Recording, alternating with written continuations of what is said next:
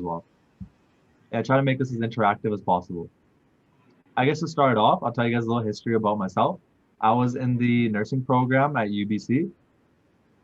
I was in my third year of the program when I decided that it wasn't for me. I was in the medical field, and it's so hard in your third year to make a decision like this. What I gotta tell people is if you feel like you're in school, you put in a lot of work, before you do drop out, talk to people, talk to teachers, see your options, take some time off. Burnout is real. It's good to have a break. I realized it wasn't the career path for me. And so when I knew I wanted to leave, I knew real estate was the only option for me. And so for getting licensed, a good timeline for everyone. I started my program at UBC Sauder in August, and it's a completely online program. They do offer online classes as well. You can sign up for some other classes, and you can get a tutor as well. Some of the requirements were you just needed to pass an English proficiency test. Other than that, it was 2 assignments a week. I believe there's 20 assignments, and that took me until January before I took my licensing exam.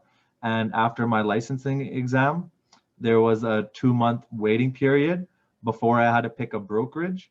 And from there on, I had my temporary license and I could sell real estate underneath someone. I was being supervised and mentored. And after another 6 months of kind of little field trip activities, you could say, so real life activities, I was writing down notes and stuff. And then after 6 months, I took one more test and then I was fully a realtor. So it was from August till March. That was a time frame before I could even sell my first property. Is there any questions at this point?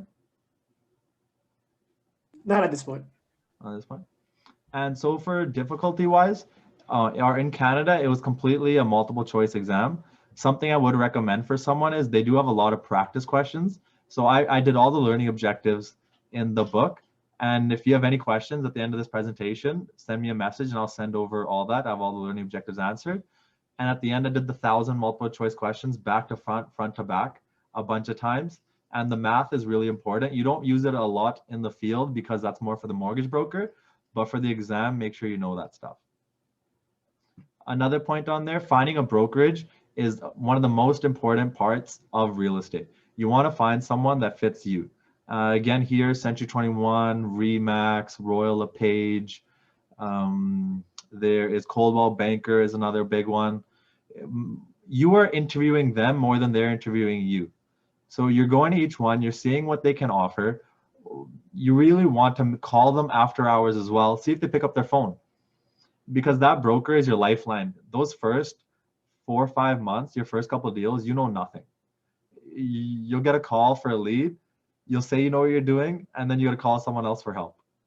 After you get a couple of deals under your belt, that's when you're standing on your own. And so that broker, if you have a good broker, he's going to answer all your questions. Even my broker, if he doesn't answer my call during the day, I know he's going to call back. Sometimes I'll get a call back I've gotten a call back at 1 a.m. after I messaged him at 12 p.m. So I love my banker, my broker. On to the next one. And the biggest thing other than that too, you have monthly fees. I won't go into what those are, but when you're negotiating with your broker to sign up, you can get 2, 4, 6 months for free or half off because you're not gonna, most likely you're gonna have a hard time getting that first deal done. So it's good to have a break on your fees in the beginning period.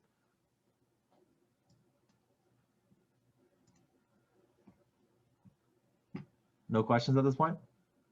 We're good.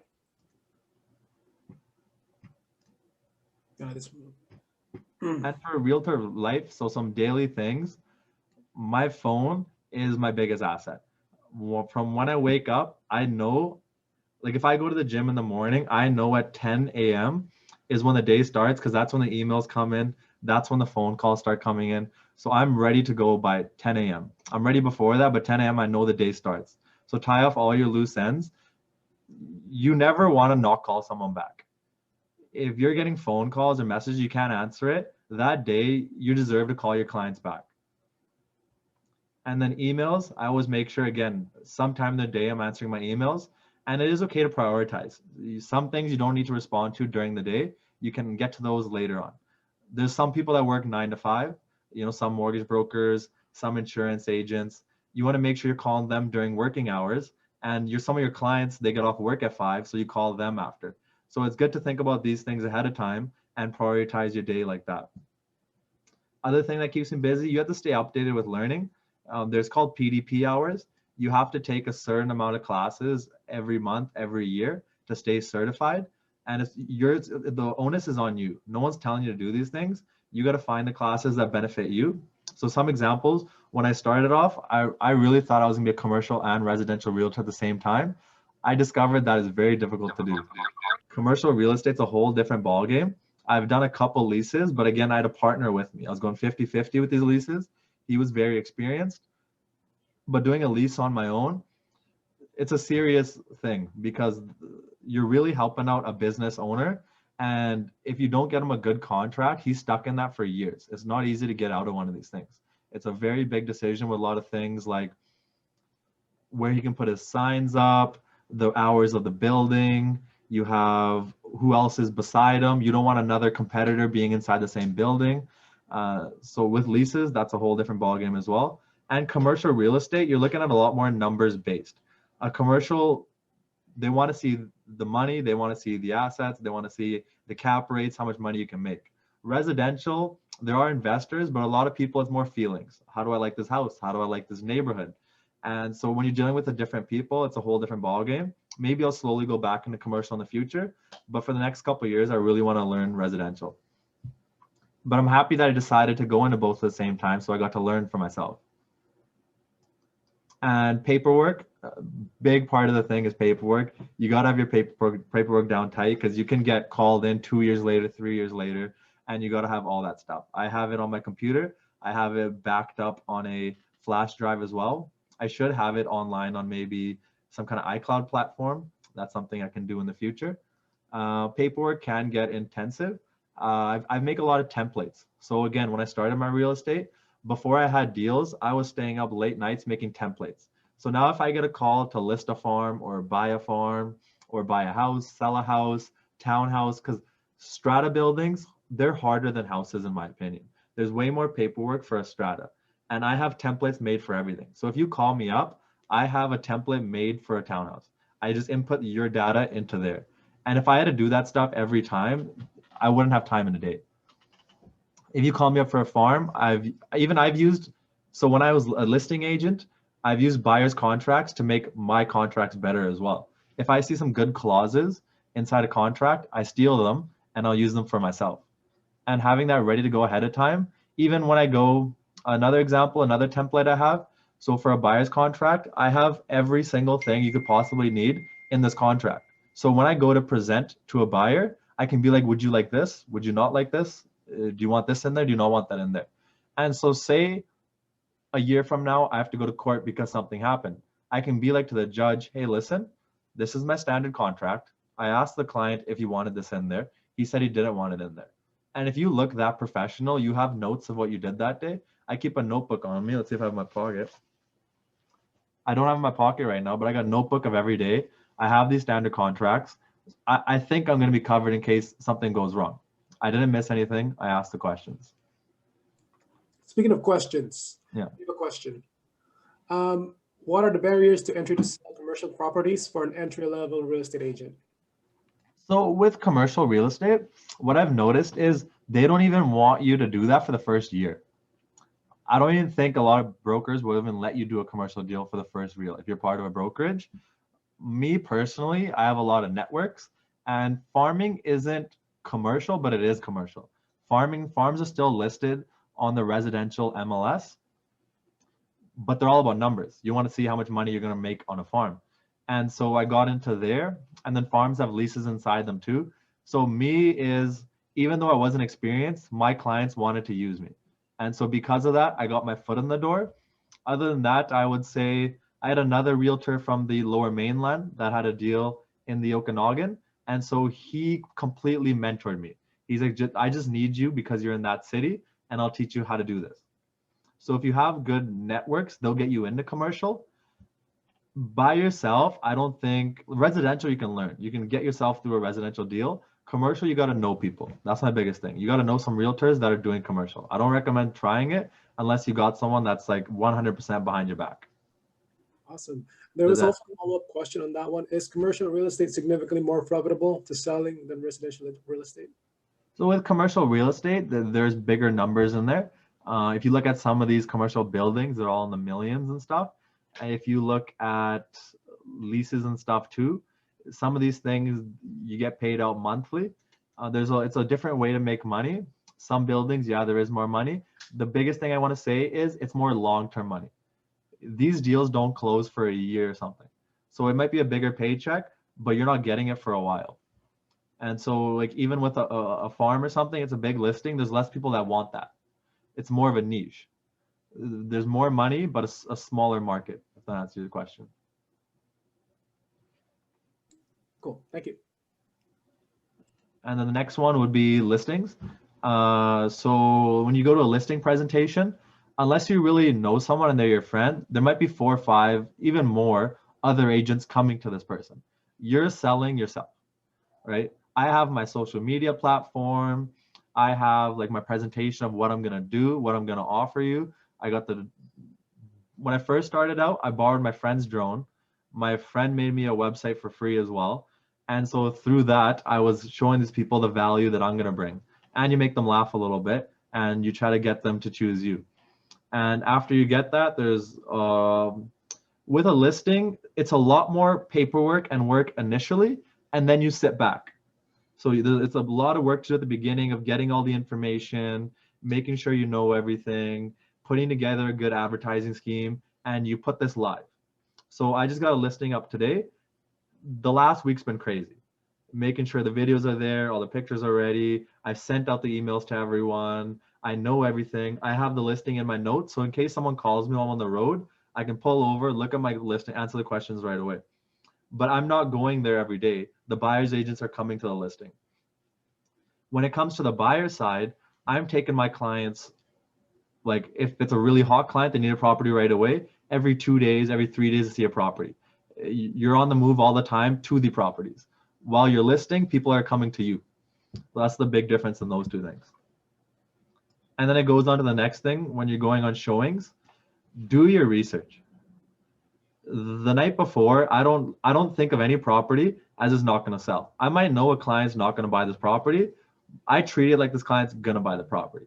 I'm not spending like 10 hours researching this property. It takes me about 20, 30 minutes, but I have enough knowledge of this property to present it to someone and know if it's good or bad. After, if they're going to make an offer, that's when I do spend way more hours making sure it's a safe property. I know everything about it. But I am spending 20 to 30 minutes on each property beforehand to make sure that when I show this client, I can answer his questions. Is there natural gas? Is it connected to a sewer, septic? What's the taxes on it? What did it sell for previously? How long did the last person own it?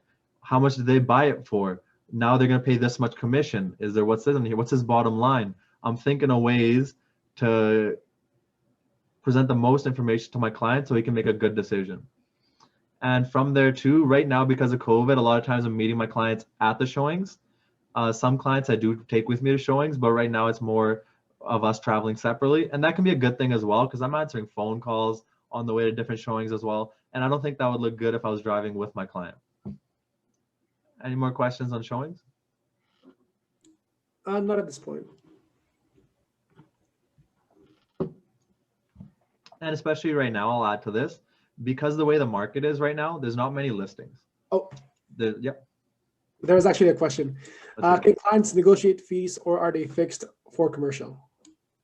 For commercial fee. So yeah, with any type of real estate, there's no standard.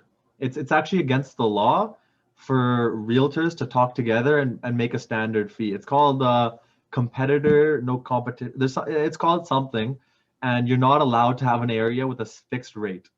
Everyone's supposed to be their own business and make their own rates, but there are standard rates. And you wouldn't want to be undercutting anyone either, because me personally, I'm not going to not take a client to a listing because there's the discount brokerages out there, the 1% realty, those other ones. I'm not going to not take my client to one of these just because I'm not going to make as much money. But there is the thinking that if you don't offer enough commission, the standard commission rate, that there's gonna be less people coming to you because realtors would rather take their clients somewhere else. At the end of the day, people can look up properties themselves, but it's the realtors that are up to date on the market. They see the property hit the market and they're calling their clients to bring them your property. So it's best to offer standard commission rates. Like with a lease, a lot of times it does depend, but with a lot of lease things, it's usually 1 month's rent. I've seen it something too. Or it could be, say it's a yearly lease, it can be a percentage of that. Leases are so different. I can't even explain to you. There's so many different types of ways to do any type of one lease. It's all up to the individual person. Next, marketing is a big thing. I try on Sundays to have some content for the week ready to go. There's natural content that comes up, but it's nice to have backups ready to go.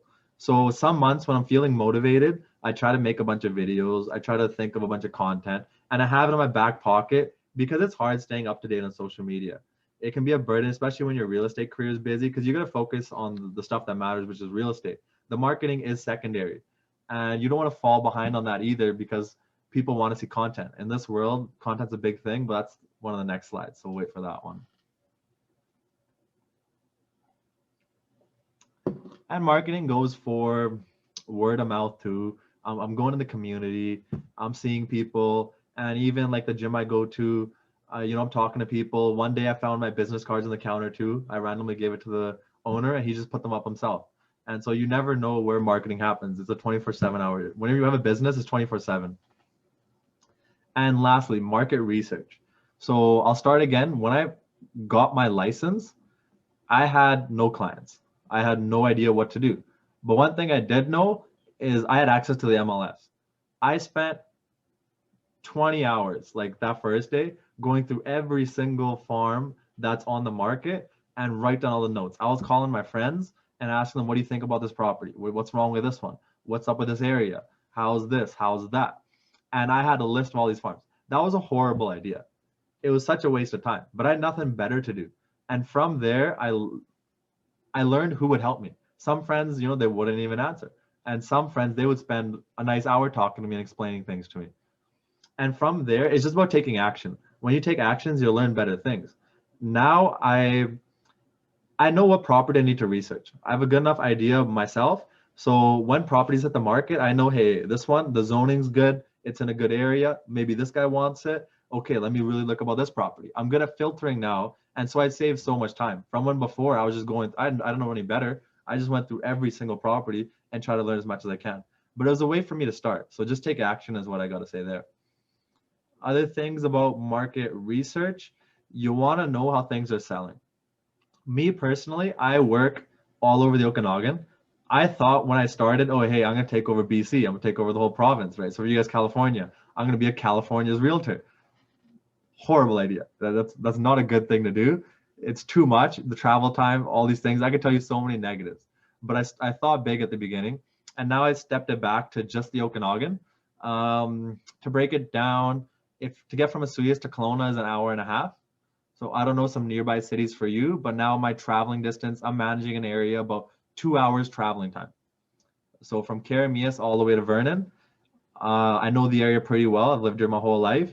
And if a new farm comes up, I want to be on top of it. So I'm traveling, like today, I was in Kelowna in the morning, and I was a little bit worried about the snowstorm and making it back to Asuyas in time to make it to this. And so that goes there. Any questions from anyone? There's no question. Yeah, so know the prices of properties. And when you're having a conversation with a random person, if they bring up a question and you give them the right information, accurate information, their face is going to light up.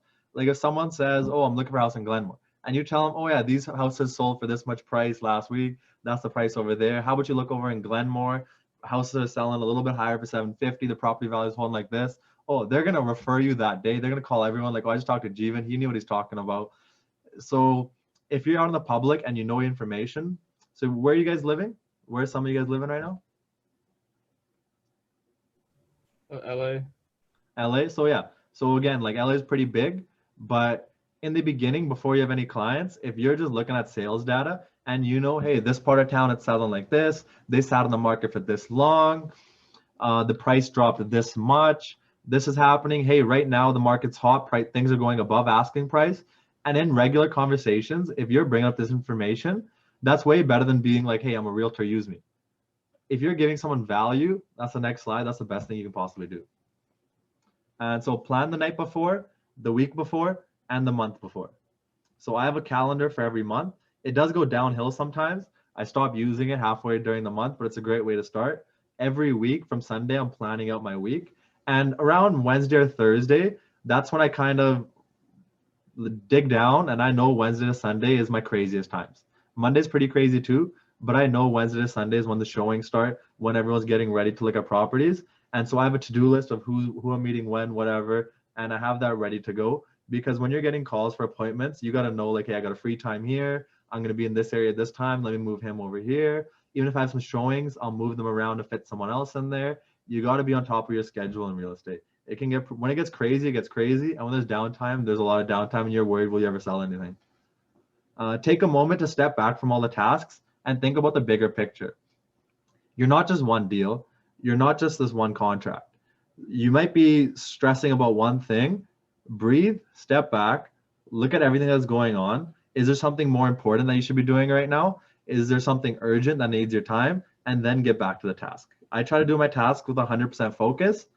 Then I step back. Okay, what's next? And 100% focus again. So it's good to always take a step back and look at what needs to get done. I'd say that anything in life, it's very important. Cool. What was that? There was a question. Yeah, let's hear it. Is it a buyer's market for commercial right now due to COVID? With commercial. So when I started last year in March, I started getting more knowledge by the summertime, and I was fully behind the belief that the market's going to crash. And again, I can't speak to you California guys. Every market's its own thing.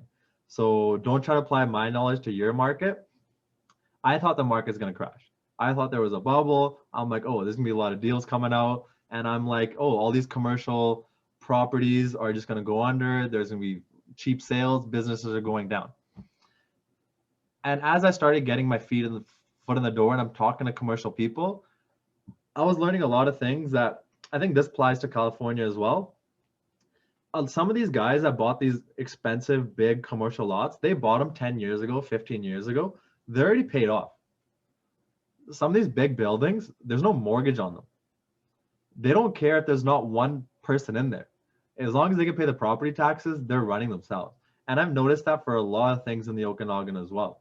So I don't know if that's going to apply to California. So that's what, now I don't believe there's going to be a commercial market crash in the Okanagan. When it comes to residential, again, I thought, oh, great deals coming up. I don't know where this money is coming from. A lot of people have a lot of money to buy right now. There's a lot of buyers in the market, but there's low listings. So it's a buyer's market because there's low interest rates, but at the same time, it's a seller's market because they're getting a lot of money. I don't want to name the property that hit the market. It was 2-3 weeks ago, and I'm going to make up a number because I don't want to say the real number. Let's say it got listed at $520,000. There was no other houses in this area of town that got listed that week. I think at least 200 people came to this property. I was staying pretty close by, and there was a lineup up the road for 2 days of people looking at this property. When it came down to ask, like, make offers, I told my clients that this property is going over asking price. Fast forward a couple weeks, and so 520 is what the asking price was. Their deal collapsed now, and they didn't have a backup offer, which they should have had a backup offer. And now it's going, they're relisting at $580,000. These aren't the real numbers, but to show you that it went way over asking price. So the sellers got their property. The sellers are getting good value, but at the same time, the buyer, because of low interest rates here, 1.8, 1.7, if you like, that's a pretty good number to get for your interest rate. Commercial properties on some farms, you're looking at, I want to say 3.5%. These are all variable, depends on your finances, depends on your business, your equity, blah, blah, blah. But these are some standard numbers there. So you're getting free money from the bank with lower interest rates. So it's both a buyer's and a seller's market, in my opinion, in the Okanagan. I can't speak for California. Does anyone know anything about California? Um, at least I know for residential properties, it's more of a seller's market. Uh, just because, like you mentioned, there's low interest rates, and so people looking to buy a property, they could get more for their level of income or whatnot. And so I think buyers are having to close or having to pay for closing costs out of their own pocket, which was pretty unheard of before, because before it was the seller kind of had to pay those expenses, but now you're seeing buyers have to cover those costs, and then obviously higher prices for these properties. Yeah, no, and like again, when it comes down to that, the sellers are happy now too, because if you guys know what subjects and conditions are, you write a contract and your client's not paying any money till about like, let's say if there's 2 weeks of subjects, you're not paying a deposit till 2 weeks down the road until you've done your due diligence, you inspected the house, your bank approved your financing, you're happy with the purchase. After you get an accepted offer, 2 weeks later, a month later, you're happy with the purchase, you send over your deposit. Now, because there's so many people are writing no subject offer. If that bank doesn't give you money with a no subject offer, you have to fork up that $700,000 out of your own pocket. So that shows you that the sellers are in a great position. Their property is guaranteed sold with these unconditional offers. And so lead generation. This is the biggest thing for a realtor. Honestly, any business. You got to have leads. You got to have something to do. When I don't have leads, you can still stay busy. I'm researching, I'm getting more knowledge to myself. I'm taking time off. I'm taking a break. But at the same time, I want to make sure I have some leads out there. Someone that's looking to buy something, whether it's a development property, it's a house or something. I'm always on the lookout. There's nothing on the market. I'm door knocking. I'm calling up people, trying to find something for them. Leads are an opportunity for you to make money. Is it someone looking to sell? Someone looking to buy?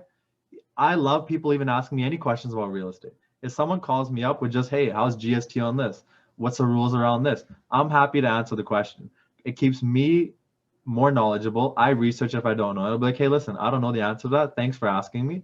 Let me go look it up and I'll be right back to you. You never know where something leads. There's no waste of time. I've gone on buyer's tours with some people. It's been 6 months now. I've been taking clients, looking every weekend at properties. They bring people along. The person they brought along bought a property off me. So I've been showing these people for 6 months, never bought anything. But people they brought have bought something. So it's just like from one person, next person, next person, next person. You never know where it's going to lead to. There's no wasting time when it comes to lead generation. Referrals is a big part of our business. Social currency matters. The more people you meet, the more business you'll do. That's Ryan Serhant, Saddle Like Serhant. That's my favorite book. If I'm having a bad day, I have it on Audible and I'm listening to it. When I'm driving between cities and I'm having a bad day, I listen to that book. It gets me right back in the mood, why I started. His story is amazing. Download this book, read this book for anything in life, I think. Such a great perspective on it. Great writer as well. Friends and family, that's your beginning. To be honest, your first deal is most likely going to come from friends and family.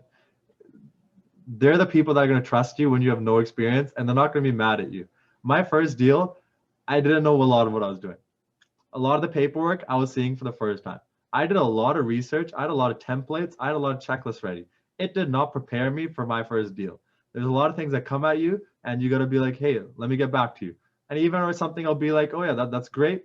1 second there. Call someone up. Hey, what is this? What does this word mean? Call them back. Like, yeah, you answer it. Keep yourself professional. Sometimes you don't even need to say, I don't know. You can brush around the question and then get back to the person. Happy clients.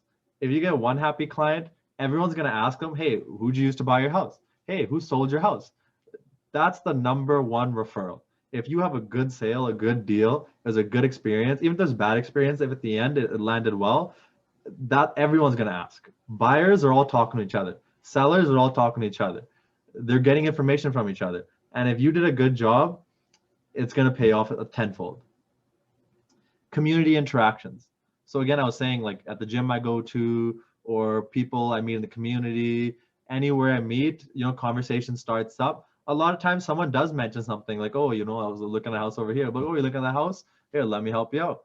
Oh, you want your price or something? Oh, boom, boom, boom. I'm not even going up saying, hey, I'm a realtor, but in a conversation, people are talking about properties. And with my knowledge, I can hop into those and word gets out that I'm a realtor and other realtors.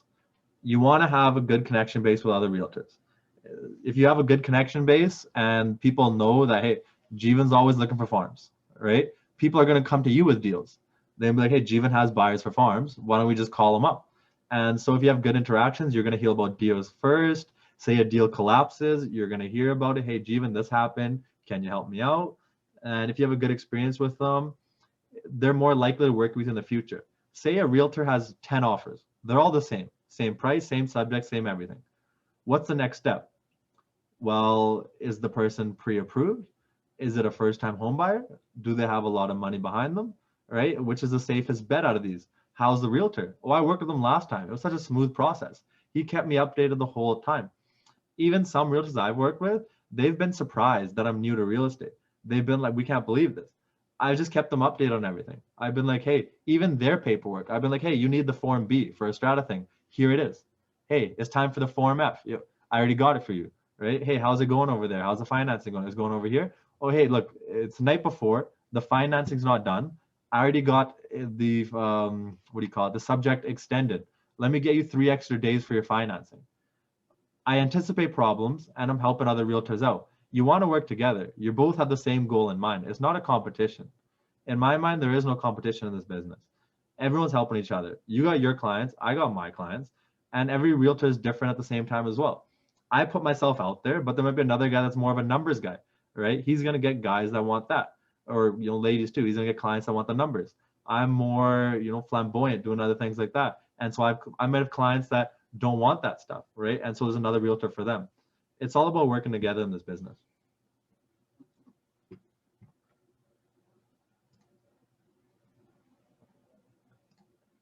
Social media, I'm big on social media. So even when I dropped out of school, I was going towards real estate. I never thought as full time. I laughed about doing real estate full time. I was like, how can I stay busy in real estate full time? I thought someone wants a property, you buy them a property. I was completely wrong about that. There's a lot of things to do when you get busy. A big part of that is social media. So I'm like, hey, I'm going to go into real estate. Let me look at other realtors' Instagram pages. I was going through there. One thing I noticed is everyone had the same thing. It's just someone's name, what sells, list with this person. It was just the same thing. I saw the same thing everywhere. I looked at people's pages and it was just pictures of bought and sold. Their whole feed was just pictures of bought and sold, what they bought, what they sold. And right away, a light bulb hit my head like, hey, where's the value? Why are people watching this? People don't care that I bought and sold these things. Why does that help people on social media? If you're just scrolling through your feed, why do you care about this, right?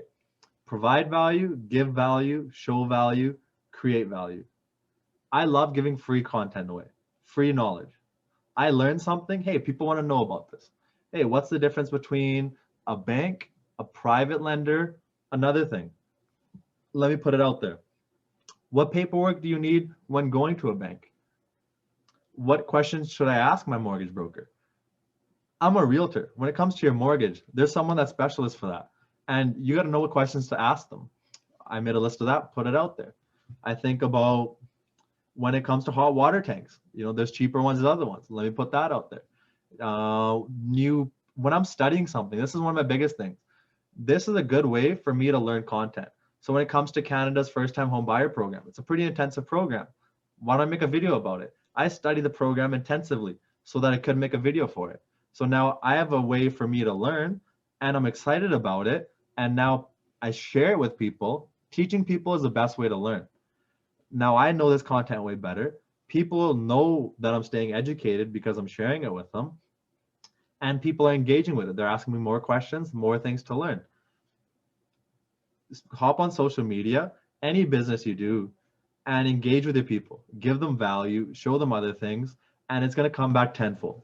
I created BC Property Talks, is my little company, because of this. I wanted to stand out.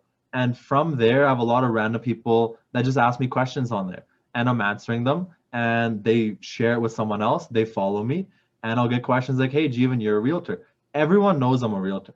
I've put it out there. I'm not hiding the fact that I'm a realtor. I've let the whole community know that I'm a realtor. So if someone is a realtor, they'll be, oh, hey, Jewan's a realtor, right? Let me pass it on to there. Social media is the next thing. I think no one's going to go against me on there. Social media has taken over the world. And for a business, you need to be on there.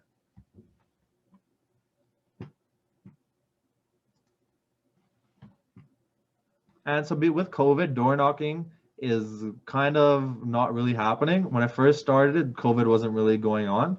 It wasn't in the Okanagan. And so I got my start with door knocking. So I was just kind of going in neighborhoods. It was scary the first time. The first time I door knocking, I didn't want to go do it. But I practiced my speech, what I wanted.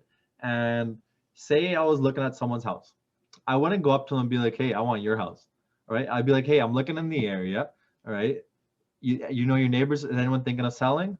No? Okay. If you have any idea, here's my card. Right. Happy to do it. Have a little nice interaction and leave. I'm never pushy. And no interaction am I ever pushy. I'm letting it be known my intentions. And if the person's interested, they're interested. So that's kind of where my door knocking approach came from. I haven't done many cold calls. I've been busy enough not to do that. But the way people do that is expired listings. So when you sign a listing contract, 6 months, a year, 3 months, that's your listing. If this property sells while you have a listing contract, you're getting a commission for that property. Once it expires, you're not part of that deal unless the client brings you to it. So someone comes to your client the day after it expires, unless you can prove that you showed that person the property, you're not involved in that transaction and there's no commission for you. So what a lot of people do is when a listing gets expired, they call the person up. Hey, you thinking of listing again? The market's hot. Call me up. I can help you list. That's one way. Even people will call random people up. There's no call list, so you got to be careful about that in your area. And they'll call people up like, hey, I'm a realtor. Market's hot. These are the solds in your area. If you need anything, call me. I don't know much about cold calling, but that is something to look into. Oh, one thing I do is if say my client wants a certain property, I pull the title, find out who lives there, and then you can see on the title, does this person live in this house? Do they live somewhere else? And okay, they live in the house. Okay, then I'll go door knock the house, be like, hey, I have an interested party. If you're thinking about doing a deal, I got a really good opportunity for you, and go from there. But if they live somewhere else, then you do some other tricks and try to find out how to get in contact with this person to get them that property. Because you're not being annoying. You're presenting a good opportunity for this person. If you list a property, there might be 200, 300 random people showing up to your house. If you can get a private deal, in my opinion, that's a way better option. We have 3 questions. Is that okay? So the first one is, do you use TikTok for marketing, or simply do you use TikTok? Me personally, I don't want to download another social media app. I waste so much time on social media, on Instagram and Facebook, even scrolling around and other things. I feel like if I get TikTok, I'm gonna be on there so much. My friends send me content and stuff, and I love TikTok, but I think it's gonna ruin my life. But definitely be on all of them. I'm on Instagram the most heaviest, and then Facebook is my second one. Snapchat, I should be on there, but again, I personally don't want to spend the time on there, and I'm busy enough. Maybe in the future, when I'm part of a team or have some more people going on, I'll spread out to everything and some be in charge, but I only have so much time in a day. And to go through each thing would be a little hard. So it's an excuse on my part, but I'm personally only on Instagram and Facebook. But at the same time, I have my personal Snapchat and I have my personal Instagram as well. And even though I'm not sharing real estate content, I'm putting myself out there to the world. That's coming back to you as well. People are following your own content and then they might link onto your business page. So it goes from there. But I believe in TikTok, but I'm just not on there. Cool. We also have, where do you find that information? Like, how do you pull, where do you pull the title? Pull a title. So in BC, it's called My LTSA. And you hop on there. It costs $12 to pull a title. And all you need is the PID number, the parcel identifier. So a parcel identifier is 3 sets of 3-digit numbers. Every property has it. I don't know in California. Here it's called BC assessment. You guys have a thing to look at property values in California? No? Okay. So yeah, BC assessment, you can look at the tax assessment values. From there, you can find, there's even a map on there. I can click on a property, find the parcel identifier, search that up, and then within 20 minutes, I'm gonna get the title. On the title, it says the owner of the property, any registered charges on there. Is there a building scheme? Is there a electricity, a gas line? Is there a water line under there? Can I not build here? Is there an easement on there? That's the most important document for a property. After you sell something, it's the title that switches names, and that's when the new person owns the property. Hope that answers the question there. Cool, thank you. There's one last question. Or do you want to put that begin last 5 minutes of the presentation? Go ahead, John. What is it? Sorry. What would you say the percentage of your buyers come from between referrals, social media, and cold calling or door knocking?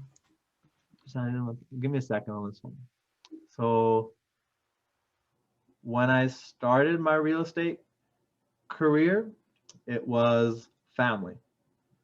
My first 3 deals, it was family, friends, and family. And then leads, I may get a lot of leads. So I'll talk about leads more than the deals that closed, I guess. And so with leads, I've gotten, which ones have closed?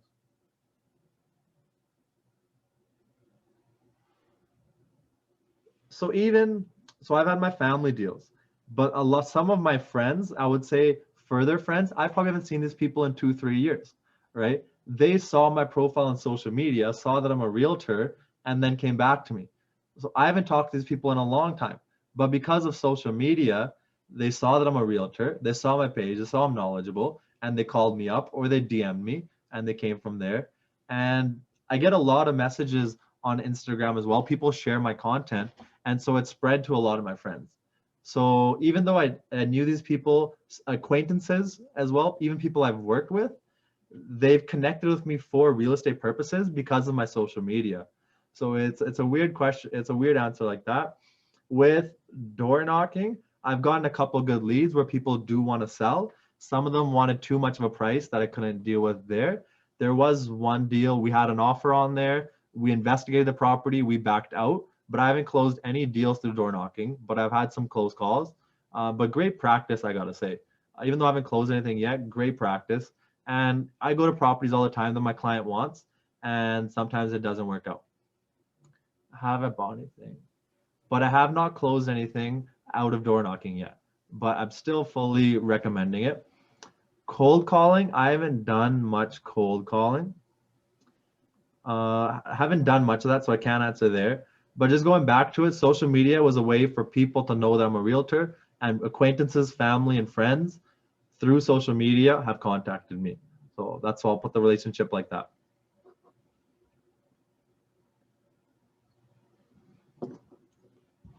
Lastly, lessons learned, budgeting.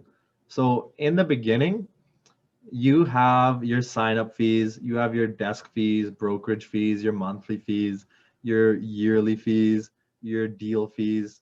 There's a lot of things that come up. You can get some of them closed for first month, but you don't have much money and you don't know when your next deal is going to come.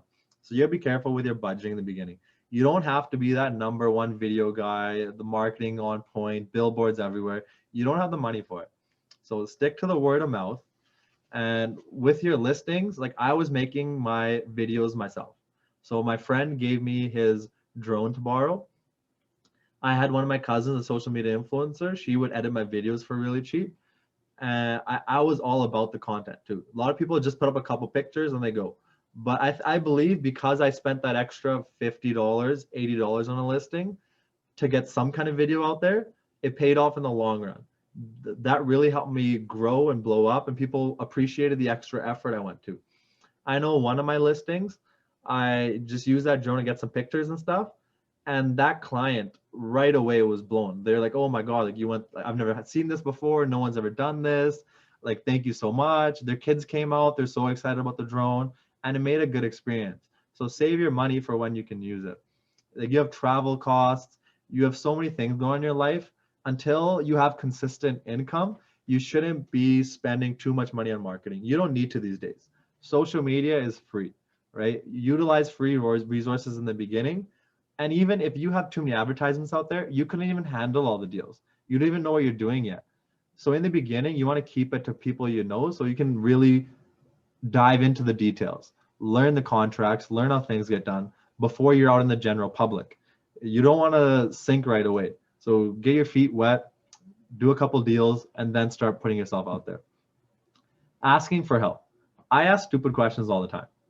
I'll call my broker up, and it's probably a really stupid question, but he answers it. I have a couple of realtors that are great mentors, and I'll call them up like, hey, this is going on. Is this legal? Can I be doing this? Right? You got to know people and you got to ask for help. In the beginning, you don't know anything, right? So if you study well in the beginning, you're going to know, your brain's going to click like, hey, I think I should ask a question now, right? There's a lot of rules and regulations and you're not going to know them. But if you study well that first year while you're doing the books, your brain's going to know like, hey, this is a time to ask a question. Oh, I shouldn't be doing this. Oh, something like this. And so you're going to know to ask a question. And teams, I personally went the solo route when I joined real estate, and it was a great experience, but it was a steep learning curve. I had to learn everything on myself. I created my own systems, but for me, I learned by making mistakes. I do recommend that you join a team in the beginning. You're going to give up some of your commissions and stuff. You're not making 100%, but you're going to learn the business. You're going to learn the ins and outs of the business. And I can see myself joining a team down the road as well to really learn more about real estate. I love the business. I want to be in here long term. I recommend starting off the team. It's going to save you a lot of headaches. Those first couple months was very stressful. I didn't know how to do anything. Put up a lockbox on a listing where the keys are in. I could barely set that thing up. Paperwork, no idea what to do. I was swamped with work, and you can avoid that with a team. I think that's an opinion of what you want to do there. Utilize downtime. When I don't have any deals or I don't have anything going on, relax a little bit too, but make sure, again, it goes back to the templates and it goes back to researching, learning more, studying the markets. Be happy when you have downtime, you have no leads. That's a good time to do other activities. Clean up your paperwork, organize your paperwork. There's so many tasks that you can find. I love to make to-do lists. I'll write like 2-3 whiteboards of to-do lists when I have downtime, and now I have lots of work to do for the rest of the week as well. Creating systems. So if I get a new buyer, I created my own information packages and I update it all the time. Different costs, different fees, the whole steps. Get your Wi-Fi before you move into your house. When to call Fortis BC, when to call BC Hydro, when to get those things set up. You know, like you can ask me these questions, you can ask your mortgage broker these questions. I have an information package that's sent out to every buyer. I made that myself and I update it all the time. It's always going to be changing. And so it's things like that that really set you above the competition, and that's going to really help you in the long run. Meeting new people. So right now with COVID, you can't really do that. But if you're putting yourself out there, you're doing volunteer work, you're doing other things, you're in sports and stuff, anywhere you're meeting new people, you're getting leads. You're having a good time and it's moving your business forward. Don't be pushy. I don't care if you're buying something or selling something or going door knocking. Never push someone. You can't push someone into such a big deal. Either they like the property or they don't. You can give someone all the information. I can't push someone into a deal. I don't think anyone likes a pushy realtor. And so at the end of the day, in any business you are, think about your client before yourself. What's good for your client is good for you. That's it for my presentation. Do we have more questions? Yes, we do have 2 questions. I will let them ask their questions. You want to go ahead, or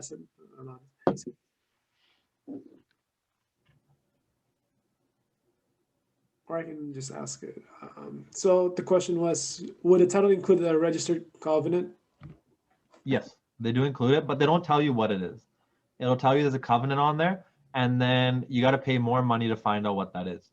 And so in the due diligence period, you don't want to be paying so much. It can cost $50, $60 for some of these covenants and building schemes. Unless your client has bought the property, I don't think you want to be spending that money. So when they've got the property, in that 2-3 week period that you're researching the property is the best time to get the building schemes and the covenants and those things. But If there's easements and other things as well, if it's for and like an easement for a water line, I'm not as concerned. But if another owner has an easement over my property, that's more concerning that maybe we don't even want to go into the deal. That's what I'd say about that. Awesome. Thank you. Do you want to ask your question, Natalie? Yeah. So, do real estate agents have any form of limited liability? Yeah, so I have a errors and omission insurance. I'm covered for up to $1 million with that one, I believe. And then my brokerage has some insurance as well. Don't quote me, but I think I'm covered up to $2 million. Okay. And then with lawyers on top of that, I just learned this last month. Certain lawyers can only do certain types of deals because they have to pay for insurance for up to $1 million, up to $2 million, up to $3 million. So some lawyers can only sell certain types of properties that they're insured for. They can't sell those big $2-3 million properties because they don't pay for the insurance. It would cost them more money to have this insurance, and they barely do those deals. So there's something there too. Okay. Thank you. So we're gonna open it up to the visitors and our students for some questions. Feel free to unmute your mic. And yeah. Any questions, y'all? I have a question, Yeah. just as like an overall arching thing. What would you recommend students to do right now if they really want to pursue like a real estate license? They want to pursue a real estate license. So my logic behind this is get your real estate license. And even though you have to pay fees and other things, I think of it as that's my vacation money. So those monthly fees, whatever, let's say you're paying $8,000 a year. That's like a rough, each brokerage is different how many yearly fees. Say $8,000 a year are your fees for real estate. In my mind, I think of it as that's my vacation. I got to sell properties to go on vacation now. 8 grand is my vacation money. I'm putting it towards real estate. If I sell some properties, then I'll enjoy myself. But that 8 grand is going toward those fees. It pushes me to work a little harder to get it done. It's in my back pocket. So even though you're paying your fees, if you can justify them, it's a great income supporter. When I started real estate, I was doing construction full time. And I was still taking calls in between work, whatever, while I was less busy. And I could go on showings on the weekends. It's not until I got really busy that I quit my full time job. Another point on that too is I said it in the meeting the other day, go live your life. Like you're gonna get your degree, go in the business world, learn about stuff there. You're meeting people, you're becoming more professional. I could not have become a good realtor before nursing. I couldn't have left high school. I would not have been as good a realtor I am now if I went to it straight away. I learned about life. I met so many people. I learned about professionalism. I learned how to carry myself. I grew as an individual, and now I was ready for a serious career. So it's great to live your life, meet your people, and then come to real estate as well. There's so many avenues to get into it. Stay up to date as well. Learn what's going on in the market. Ask questions. Networking is the biggest thing. Make friends. I have people that I can call up about that are builders. Be like, hey, well, how does this work? How does that work? When my clients ask me a question, I have a big pool of people to ask questions from. I know commercial guys. I know people that own the different kinds of businesses. I know farmers. I know residential owners. I know duplex people. I can call them up and be like, hey, what's this about? How do you do this? How do you do that? I can provide much more value and service to my clients because of my experiences and my networks. Awesome. Cool. There's another question. Do you work with clients and deals, or are there red flags that dissuade you from some? Say it again. Do you work with all clients and deals, or are there red flags that dissuade you from some? Oh yeah, great question. So do I work with all clients? There has been a couple people that I referred away. But again, it comes down to me personally. I did have other income sources, so I wasn't like so dependent on real estate that I had to take everyone. There's certain people I didn't like, and I have passed on. I've been like, hey, there's someone that can serve you better. I don't put a bad taste in them out. I've been like, hey, I know someone that can help you a little bit better than me. I do have some clients that are very tough and other things, but because of my nursing background, it's hard to piss me off. I've had people swear at me. I've had people do other things. They've apologized the next day or done something, but I have a thick skin. I'm pretty good at dealing with people. And so I do work with a lot of people. I haven't cut anyone off. I haven't had any bad experiences like that, but I have referred certain people away that I just don't personally want to work with. And I believe your real estate, you're part of the family. Like one deal that I was a part of, the people told me like it was the grandma, she needs a room on the main floor. She can't walk up and down the stairs all the time. I'd go in, they're giving me tea, they're feeding me all the time. I still go to their house whenever I want to. They tell you your problems, you're part of their life stuff, you know what's happening in their family. You're really getting personal with someone. It's not a superficial relationship. You're learning a lot about a person. So you do have to like the person, they have to like you. Say you're showing someone around for a couple months and they don't like you. You've wasted a lot of time showing this client around and stuff. They don't have to buy with you. They don't have to commit to you just because you spent time on them. If they don't want to use you and spend more time with you, you might have to move on too. I could be the problem. I could be the problem in the situation. And if they need to step back, I'm happy to step back. It's a very real estate's a different kind of relationship.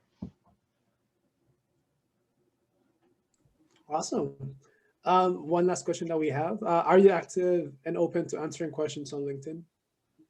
LinkedIn. I'm on LinkedIn. I barely use it. I get an email that someone followed me on there and I'll accept them. I'll follow them back. I haven't used LinkedIn. If someone could explain LinkedIn to me, I'd appreciate it. But Instagram is the best place to reach me. If you message me on Instagram, I'm on that like every day. Even after this, if you message me on Instagram, I'll send you all my real estate notes. I'll send you my flashcards on Quizlet. I'll set you guys up good. And one thing is, a lot of people ask me like, hey, I want to be a realtor. I don't dissuade or tell someone not to be a realtor. I'll be like, hey, great. Here's the notes. Here's this. I can't wait for you to be a realtor. I love helping people. Even in nursing, I was always giving away my notes. And the same thing now. Help other people. It's going to come back tenfold.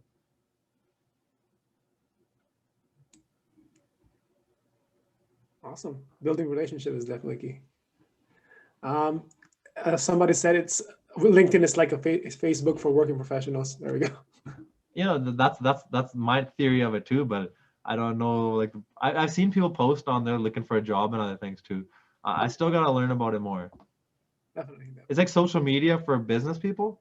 So it's professional content. Okay. Just I did notice it's professional content. Okay. Cool. Any other questions from students, or any questions? It's really helpful for networking by Benice.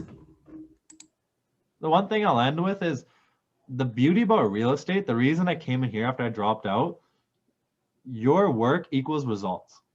It's not a job, a 9 to 5. The more work I put in, I go a lot of sleepless nights. I'm going above and beyond, and the results are coming to that. You're gonna get way more income, value, followers. You're gonna grow your business with how much work you put in. You see the results, right? If I'm studying for a test, I take the test, I move on. If I get someone their dream house, a great sale for them, oh, it's been a year and these people are so happy to see me. It's amazing the relationships you build. And that's the thing I love about business. The results you put in, you get them back. And it's a beautiful relationship that I haven't seen anywhere else in the world. And I love meeting other business people and we're talking business ideas, right? As soon as you tell someone, hey, I'm a realtor, oh, like, you know, they tell me their business, we're open about these other things. And like having a business is a beautiful thing. It's not for everyone at the same time. For some people, you know, work your 9 to 5, live a great life, right? Like I haven't had a weekend off and I can't imagine how long. Even in school, I wasn't having weekends off and stuff. My phone's on all day long, 24/7, and my days are like this. I've been trying to hang out with some people for a while and I can't meet up with them. And your life's crazy with the business, but for me, it fits my crazy world. I couldn't work like a 9 to 5 right now just because I try to do too much. I have so many ideas. Like I'll be at work giving my boss ideas and stuff. And so it fits my personality. And if anyone has any questions about business, again, message me on Instagram. I'm very passionate, as you guys can see, and I'm happy to help anyone with any kind of business. I love giving ideas.